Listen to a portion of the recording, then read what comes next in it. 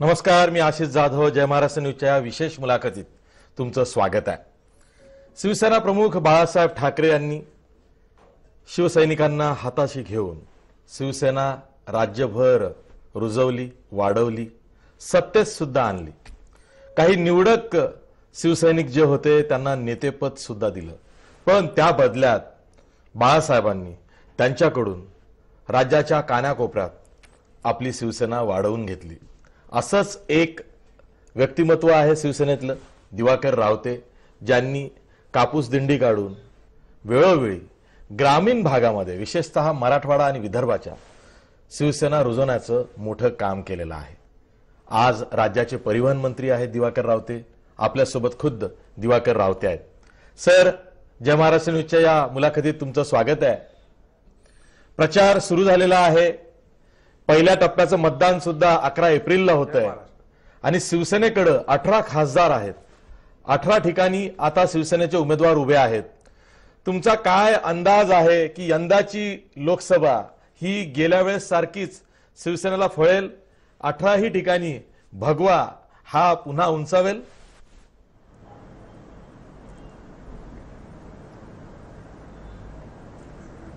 कदाचित तो वाढण्याची शक्यता जास्त आहे. कारण उद्याच्या निवडणुकीमध्ये गेल्या वेळेसारखं एक कल्ली किंवा एक मार्गिक असं काही नाही आहे. त्या मतदारसंघातल्या लोकांमध्ये त्या भागामधल्या समस्या, त्याला दिलेलं तोंड आणि त्यांच्या संदर्भात ज्या जाणीवा व्यक्त झाल्यात खासदारांकडनं काम करताना, त्या महत्त्वाच्या ठरणार आहेत. आणि शिवसेनेचे सर्वच खासदार हे सतत आणि सातत्याने जनसामान्यांमध्ये असतात, त्यांच्याशी बोलतात, त्यांच्याशी वागतात, त्यांच्याबरोबर त्यांच्या सगळं जी काही सुखदुःख असतील ती वाटून घेत असतात. आणि त्याच्याबरोबरच शिवसैनिकांची जी फळी आहे त्या भागातली, ती एवढी मजबूत आणि व्यवस्थितपणे कार्यरत आदरणीय उद्धवजींनी वेगळ्या पद्धतीने संघटनात्मक केलेली आहे की यावेळेला विजय तर 18 जणांचा तर विषयच नाही, त्याच्या पुढचे सुद्धा 3-4 जागा ज्या आमच्याकडे आहेत त्याच्यामध्ये सुद्धा वाढ होण्याची शक्यता लक्षात घेऊन यावेळेला प्रतिसाद हा चांगलाच उत्तम मिळेल. कारण मतदान कोणाला करायचं हा प्रश्न ज्यावेळेला मतदाराला पडतो त्यावेळेला कोणाशी तुलना करणार, तुलना करायलाच कोण शिल्लक राहायला नसल्या कारणाने लोकांना राष्ट्रहिताकरता, देशहिताकरता, देशावर जे पाकिस्तानचं संकट आता घोंघावते हे लक्षात घेऊन एक असा दणकर असं पक्षाला निवडून द्यावं लागेल. आणि म्हणून समोर शिवसेना भाजप युती हा एकमेव पर्याय लोकांसमोर या क्षणाला तरी, जशी हवा तापत गेली त्याप्रमाणे या क्षणाला तरी तो आहे. आणि म्हणून मला खात्री आहे की यावेळेला गेल्या वेळेपेक्षा आमच्या 18च्या पुढे आम्ही नक्की जाऊ. सर, ही झाली यंदाची स्थिती. काल परवा एका मुलाखतीत शिवसेना पक्षप्रमुख उद्धव ठाकरेंनी सुद्धा हे जाहीर केलेलं आहे की शिवसेनेने ठरवलेलं आहे की भाजप हा आपला जवळचा मित्रपक्ष आहे. आपण याआधी सुद्धा भाजप बरोबर युती करून 2दा युतीचं सरकार आणलेलं आहे. अशा वेळी भाजपशी आता जुळवूनच घ्यायचं आहे. कमी जास्त जे काही मागच्या काळात झालं असेल ते झालं, पण भाजप बरोबर जुळवून घेऊन प्रचारात सुद्धा संयुक्त प्रचार हा जुळवून घ्यायचा आहे. तुम्ही संयुक्त प्रचाराच्या दिशेनं येणाऱ्या सभा, ज्यामध्ये उद्धव ठाकरे असतील, पंतप्रधान नरेंद्र मोदी असतील, मुख्यमंत्री देवेंद्र फडणवीस असतील, तुमचे युवा नेते आदित्य ठाकरे असतील, तुम्ही स्वतः असेल, जे तुमची वरिष्ठ ज्येष्ठ नेते आहेत, या सर्वांचा प्रचार कसा बघताय? एकत्रित प्रचार व्हायला हवा, कारण पहिला टप्पा जो आहे तो 6 मतदारसंघाचा आहे, दुसरा टप्पा हा 10 मतदारसंघाचा आहे आणि इथून पुढे मग मतदारसंघांची संख्याही वाढणार आहे, टप्पेही वाढणार आहेत. तुम्ही कसं बघता?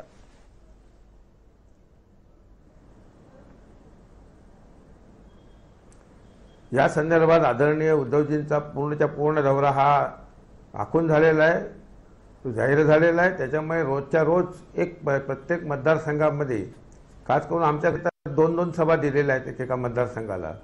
त्यामुळे पूर्ण दौरा हा अगदी 26 तारखेपर्यंत आखून झालेला असल्या कारणाने हा रोजच्या प्रचाराचा एक धुमाकूळ चालणार आहे. त्याचबरोबर शिवसेनेने ह्या वेळेला 1 वर्षापासूनच ही तयारी केली होती लोकसभेच्या निवडणुकीची आणि विधानसभेच्या निवडणुकीचा. आम्ही वक्ता शिबिर घेऊन वक्ते तयार केलेत 1 वर्षभरात. म्हणजे 50च्या वर वक्ते हे विविध भागामध्ये जाऊन ही युती आणि शिवसेना यांची भूमिका लोकांपर्यंत मांडतील आणि लोकांपर्यंत ह्या प्रकारे एक वेगळा प्रचार जो पूर्वी नव्हता, पूर्वी नेत्यांवर अवलंबून असायचं, तर एवढ्या मोठ्या महाराष्ट्रामध्ये एवढी मोठी निवडणूक चालू असताना कुठे संयुक्त असेल तर कुठे शिवसेनाच्या उमेदवारांसाठी असेल, एक मोठी प्रचाराची फळी मैदानात उतरेल आणि लोकांना सामोरं जाऊन पक्षाची भूमिका ठामपणाने मांडण्याची जी व्यवस्था केली आहे ती मांडली जाईल. सर, तुमचे जे वरिष्ठ खासदार आहेत की जे 3-3, 4-4 वेळा लोकसभेवर निवडून गेलेले आहेत, त्यामध्ये मग अनंत गीते असतील, आनंदराव अडसूळ असतील, भावना गवळी असतील, चंद्रकांत खैरे असतील, असे जे ज्येष्ठ खासदार आहेत की जे सलग निवडून आलेले आहेत, त्यांच्या विरोधात एखाद्या वेळेस अँटी इन्कम्बन्सी फॅक्टर आला आणि त्याच वेळी खास करून राष्ट्रवादीनं तुमच्या अनेक तगड्या उमेदवारांसमोर तगडे उमेदवार उभे केलेले आहेत. एक तगडं आव्हान दिसतंय. एकीकडे अँटी इन्कम्बन्सी फॅक्टर हा ज्येष्ठांना सतावू शकतो, तर दुसरीकडे अनेक ठिकाणी विरोधकांनी सक्षम उमेदवार दिल्यामुळं अशी एक चर्चा आहे की शिवसेनेच्या जागा ह्या सर्वाधिक कमी होऊ शकतात.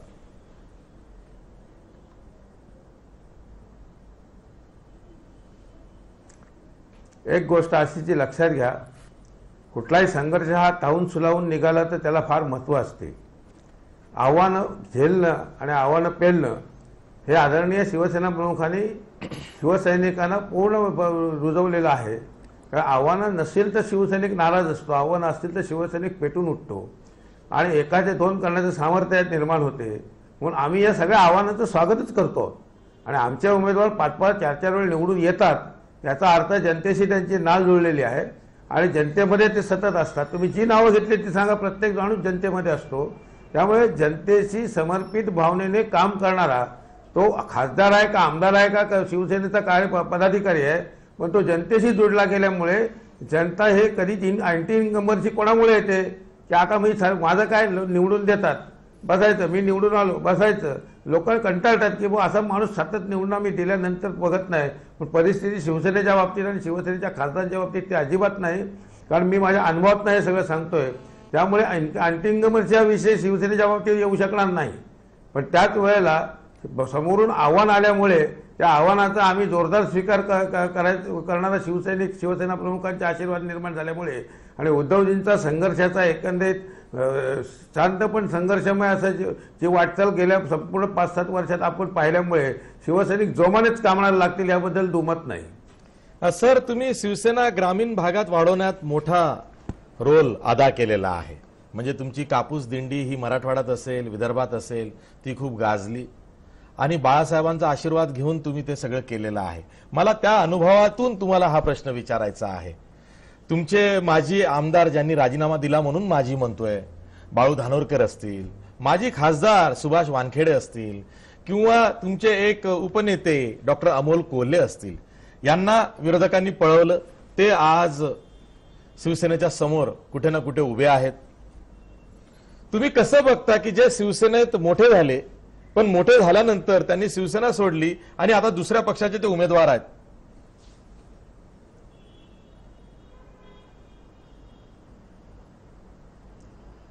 हव्यास हा शब्द आपल्याला माहिती असेल. शिवसेना प्रमुखांनी आम्हाला सत्तेचा हव्यास कधी शिकवला नाही. मी जगेन तर शिवसेनेकरता माहिती मला जे मिळेल समोर येईल, कारण ह्या पक्षामध्ये नेतृत्वाला योग्य तो सन्मान करायचा आजपर्यंत पाहिला आहे, तो यथायोग्य चालत आलेला आहे.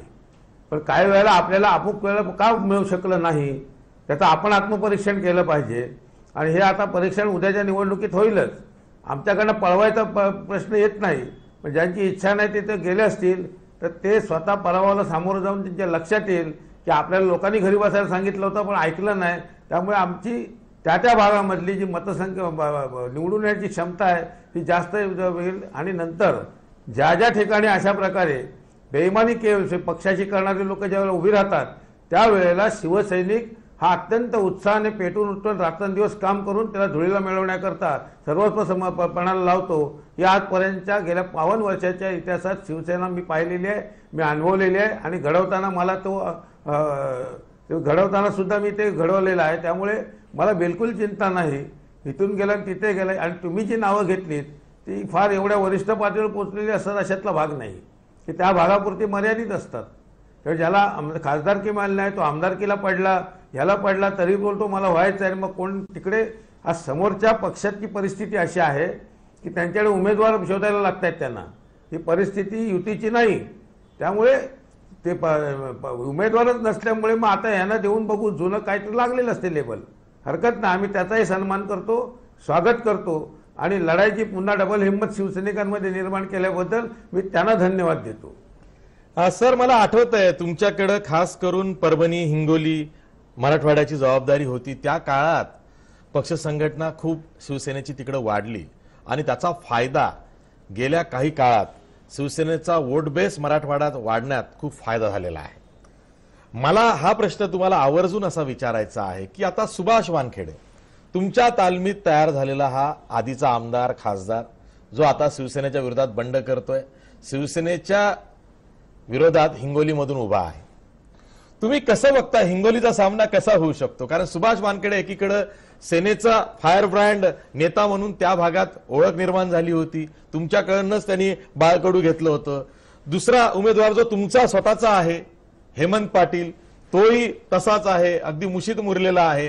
हिंगोलीचा सामना कसा बघताय? दोन आजी माजी शिवसैनिक उमेदवार आहेत.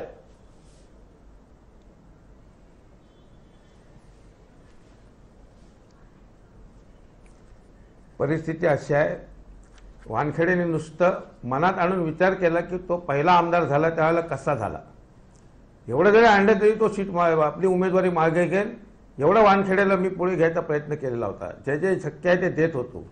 वानखेडे भाजपत गेले नंतर, त्यावेळी मला सन्मान वाटला की चला समविचारामध्ये कुठेतरी गेले, परंतु पदाचा हव्यास मात्र सोडत नसतो त्यावेळेला असं घडते. आणि समोर हिंगोलीची जागा काँग्रेसने जिंकले असताना सुद्धा तिथे स्वतः तो उमेदवार जुना आमचा खासदार उभा राहायला तयार नाही, याचा अर्थ तिथे 100% पराभव त्यांना दिसत होता. आणि त्या खासदारांनी गुजरात मागून घेतलं. मी गुजरातमध्ये पक्षाकरता काम करतो, काँग्रेस करता, तर तो महाराष्ट्रात नाही त्यांनी काढता पाय घेतला. त्या मतदारसंघात शिवसेनेशिवाय विजय होणार कोणाचा? ठीक आहे सर, ही झाली निवडणुकीची चर्चा. पण गेल्या काळामध्ये तुम्ही सुद्धा खिशात राजीनामा ठेवला होता, किंबहुना तुम्हीच तो प्रसार माध्यमाला दाखवला होता की आमच्या खिशात राजीनामे आहेत, आम्ही फक्त उद्धवजींच्या आदेशाची वाट बघतो आहोत. पण त्याच वेळी अशी एक चर्चा होती की मुख्यमंत्र्यांशी कोणाचं जास्त जुळतं, जे सेनेचे मंत्री आहेत त्यामध्ये दिवाकर रावते यांचं नाव सर्वात आधी यायचं की दिवाकर रावते हे उद्धव ठाकरे आणि मुख्यमंत्री यांच्यातला दुवा आहे.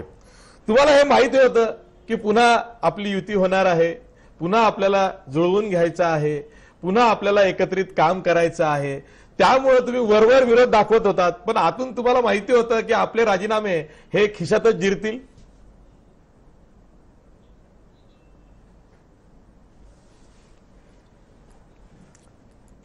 अशीच एक लक्षात ठेवा, पक्ष आदेश हा अंतिम असतो आमच्यासाठी. ज्या वेळेला संघर्ष ठिगेला गेला त्यावेळेला आमचं जे शिबिर झालं त्या शिबिरामध्ये हे भाष्य करण्यात आलं की ह्या सत्तेमधना जनसामान्यांच्या प्रश्नाकरता जो आम्ही धडपडतोय, त्याला जर आम्ही जे संघर्ष करतोय त्याला जर प्रतिसाद मिळाला नाही तर सत्तेतना बाहेर पडायची परिस्थिती तरी आम्ही मागे राहणार नाही. सत्तेतना बाहेर पडणं म्हणजे मंत्र्यांनी राजीनामे देणं. आदरणीय उद्धवजींचं माझ्या पक्षप्रमुखांनी जो निर्धार केला असेल तर त्या निर्धारासाठी आम्ही तत्परतेने तयार आहोत, हे निश्चित ठरलं पाहिजे. खऱ्या अर्थानेच आम्ही राजीनामे ज्या दिवशी सांगतील त्या क्षणाला 5 मिनिटात राजीनामे द्यायची तयारी सुद्धा होती. पण त्याच्यानंतर आम्ही जे जे प्रश्न मांडले, अगदी कर्जमुक्तीपासून अनेक प्रश्न जे मांडले त्याला, आणि मंत्रिमंडळात, आता मंत्रिमंडळात आम्ही काय करतो हे बाहेर सांगायचं नसते, त्यामुळे मी कधी वर्तमानपत्रापुढे आलो नाही. पण एकही मंत्रिमंडळाची बैठक अशी नाही की मी जिथे या प्रत्येक प्रश्नाकरता, खास करून शेतकऱ्यांकरता वेगवेगळ्या समस्या मांडून त्या निराकरण करण्याकरता पुढाकार घेतला नाही. ज्यावेळेला सकारात्मकता यायला लागली त्यावेळेला संघर्ष कमी व्हायला लागला. सकाळ ज्यापर्यंत आपल्याला सत्तेमध्ये आम्ही आहोत, आम्हाला आमच्याही निवडून दिले. आणि एक गोष्ट निखालस आहे की युती तोडल्यानंतर उद्धवजींच्या नेतृत्वामध्ये 63 आमदार निवडून येण्याचे एक विक्रम आमच्या या जनतेने करून दाखवला, शिवसेनेवर प्रेम करणारा. त्यामुळे त्याचा आदर म्हणून सत्ता महत्त्वाची नाही, जनतेचं मन महत्वाचं आहे. जनतेने शिवसेना जी आपल्याकडे जी जनते शिवसेनेकडे जी त्यांची ओढ आहे ती आमच्याकरता महत्वाची आहे. तेव्हा तो त्याचा आधार होता. खिशात राजीनामे ठेवणं म्हणजे आम्ही तातडीने पक्ष आदेश पाळणारे आहोत हा त्यातला भाव आहे, लक्षात ठेवा. सर, एक विचार फारसे करतात काही जण असं वाटत नाही, पण तो विचार असा आहे बघा, हा प्रश्नातून मी मांडतोय की तुम्ही गेले 4 वर्ष दुष्काळाचा प्रश्न असेल किंवा शेतकऱ्यांचे प्रश्न असतील हे सरकारकडे सरकारमध्ये राहून मांडले आणि आता तुम्हा दोन्ही पक्षांची युती झालेली आहे. सेना भाजप संयुक्त प्रचार करते आहे. आता दिसतंय काय की मोदी लाट नाहीये कुठे, पण त्याच वेळी सरकार विरोधात तीव्र नाराजी पण दिसत नाहीये. अशा वेळी शिवसेनेनं जी भूमिका 4 वर्ष घेतली होती त्याचा नकळत फायदा हा सेना भाजप दोघांनाही होतोय की आम्ही दुष्काळाच्या प्रश्नाला वेळोवेळी हात घातला, आम्ही शेतकऱ्यांचे प्रश्न सरकारकडून सोडवून घेतले, त्याचा कुठेतरी दोघांनाही फायदा होताना दिसतोय तुम्हाला?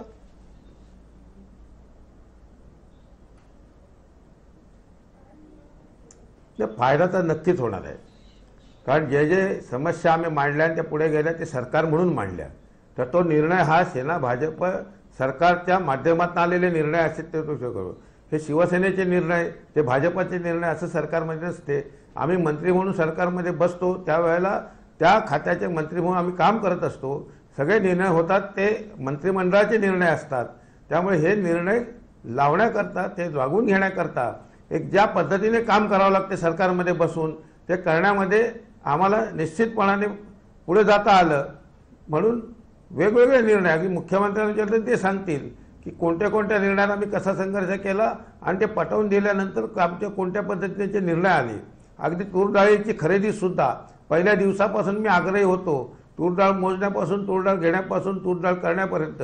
आणि माननीय मुख्यमंत्र्यांना कर्जमाफीच्या संदर्भातही मी आग्रह धरला की 31 ऑक्टोबरच्या अगोदर तुम्हाला ते जाहीर करावी, तर खऱ्या अर्थाने कर्जमाफीला पुढे जाता येईल. नाहीतर जून जुलैमध्ये आपला जानेवारी फेब्रुवारीत करून उपयोग नाही, जे चालत आलेली. आणि निश्चित स्वरूपात असे निर्णय घेण्यामध्ये वेगवेगळ्या वेळी ज्या भूमिका घेतल्या त्या सकारात्मक भूमिका मंत्रिमंडळाने स्वीकारल्या म्हणून ते सरकारचे निर्णय म्हणून पुढे आले. शेवकाळाने आता आम्ही युती म्हणून समोर जात असताना या निर्णयाचे अपयशाचे जर भागीदार आम्ही एकत्र असू तर यशाचे भागीदार आम्ही एकत्रच असलं पाहिजे. या भूमिकेतून उद्या जनता निश्चित स्वरूपात ह्या सर्व गोष्टीकरता सकारात्मक आमच्या बाजूने राहील याची मला खात्री आहे. म्हणजे तुम्हाला असं म्हणायचं आहे की आम्ही सत्तेत राहून विरोधकांची भूमिका बजावली सरकारमध्ये आणि त्याचा फायदा आता आम्हा सरकारला, दोन्ही पक्षांना तो होतोय.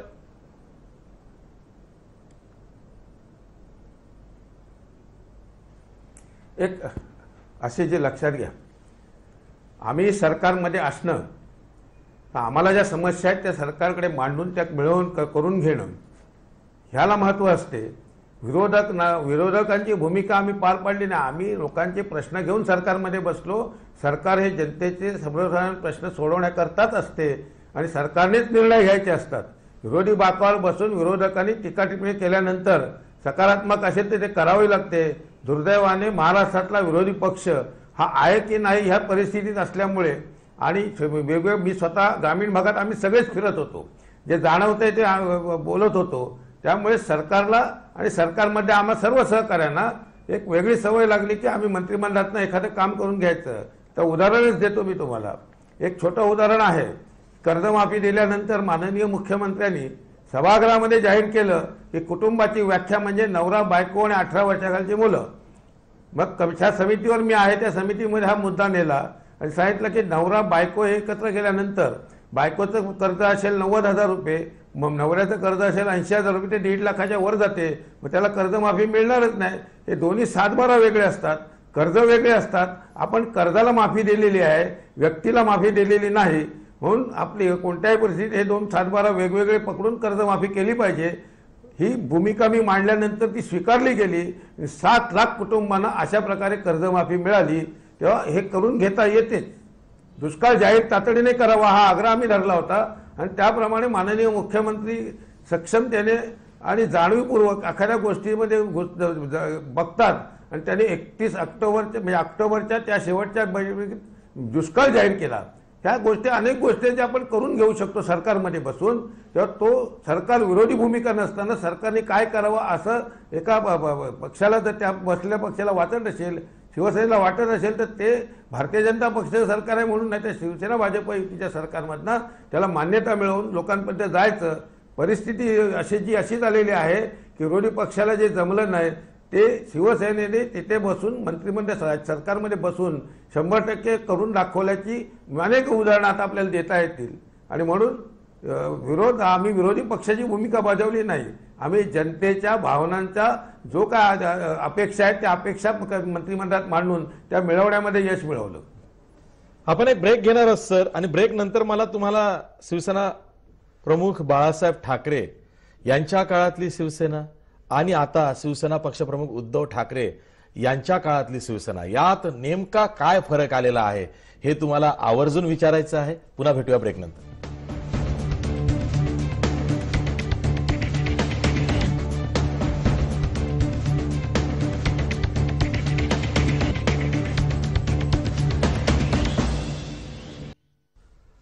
ब्रेक नंतर पुन्हा तुमचं स्वागत. आपल्या सोबत राज्याचे परिवहन मंत्री, शिवसेना नेते दिवाकर रावते आहेत. सर, जसं मी आधी म्हणालो की शिवसेना प्रमुख बाळासाहेब ठाकरेंची शिवसेना होती, मोठी लोकशाही शिवसेनेमध्ये होती, आणि बाळासाहेबांनी सुद्धा शिवसैनिकांना खूप प्रेम दिलं, त्यांना घडवलं, त्यांना मोठं केलं, त्यांना सत्तेची पदही दिली. काही शिवसेनेसोबतच राहिले, काही फितूरही झाले. आताची जी शिवसेना आहे ती, एक पत्रकार म्हणून मला विचाराल तर असं वाटतंय की शिवसेना पक्षप्रमुख उद्धव ठाकरे यांनी ती अधिक घट्ट केलेली आहे, तिच्यावरती त्यांचा होल्ड हा जास्त आहे. किंबहुना मातोश्रीचं महत्व आधीपेक्षाही आत्ता वाढलेलं दिसतंय. म्हणजे अनेकांनी नावं ठेवली होती, वेगवेगळे अंदाज वर्तवले होते उद्धव ठाकरेंविषयी, ते सगळे फोल ठरले असं वाटत नाही?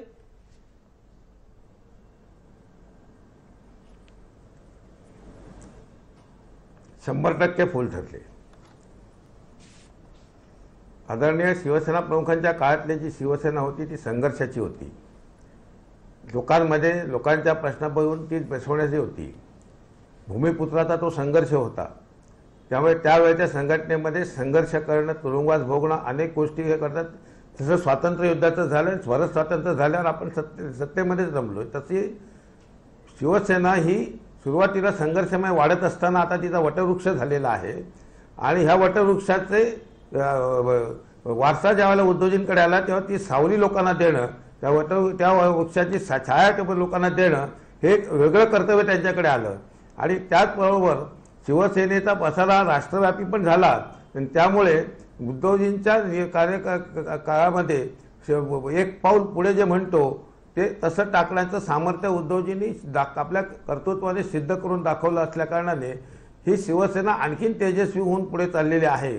आपल्या वडिलांना आनंद व्हावा या प्रकारे ते तुमचं फक्त एकच सांगतो, परिचारक हा प्रकार होता कालच्या संसदेमध्ये. शेवटच्या दिवशी तो मुद्दा आला आणि परिचारकांनी जे काय वाईट बोलले ते मी रिपीट करणार नाही. कोणत्या वेळेस ते असता कामा नये, ती भूमिका आमची असताना नकळत ते काय घडवायचा प्रयत्न केला गेला तर त्याला तुम्ही तीव्र विरोध केला, कारण तो संताप अनावर होता सैनिकांच्या बाबतीतला. तर आपण सर्वांनी पत्रकारांनी तो पाहिला होता. त्यानंतर उद्धवजी मला एकच शब्द बोलले, त्याच्यात शिवसेना बाळासाहेबांची आणि उद्धवजींच्या काळात शिवसेना संपेल. मग भेटल्यानंतर मला रात्री फोन केला, त्याबद्दल त्यांनी धन्यवाद. मी ते प्रश्न उपस्थित केला, त्याची पोच आहे मला मिळाली, त्यांना मिळाल्याचं त्यांनी दाखवून दिलं. दुसऱ्या दिवशी माझी भेट झाली होती, त्याला एवढंच बोलले, आज शिवसेना प्रमुखांना धन्यता वाटली असेल आपला हा शिवसैनिक बघून. दोन शिवसेनेमधला हा फरक निश्चित जाणीव देणारा आहे आणि संघर्ष करून ही संघटना पुढे जाण्याचं कार्यक्षमता उद्धवजींची दाखवणार आहे. सर, तुम्ही वेळात वेळ काढून आम्हाला ही मुलाखत दिली त्याबद्दल धन्यवाद. हे होते राज्याचे परिवहन मंत्री, शिवसेना नेते दिवाकर रावते. दिवाकर रावते हे बाळासाहेबांच्या युती सरकारमध्ये सुद्धा, म्हणजे त्यांच्या काळातल्या युती सरकारमध्ये सुद्धा कॅबिनेट मंत्री होते आणि उद्धव ठाकरेंच्या या सध्याच्या काळात जे युतीचं सरकार आलं त्यातही ते मंत्री आहेत. पण त्याच वेळी पक्ष संघटना वाढवणारे एक पक्ष संघटक म्हणून सुद्धा त्यांची कामगिरी शिवसेनेत खूप मोलाची राहिलेली आहे आणि त्या दृष्टीनं त्यांच्याकडून शिवसेना समजून घेताना शिवसेना कशी वाढली, कशी रुजली आणि कशी सत्तेत राहते हे आपल्याला आज जाणून घेता आलं. मी त्यांचे धन्यवाद देतो, सर्वांचे आभार मानतो. इथेच थांबतो. पाहत राहा जय महाराष्ट्र.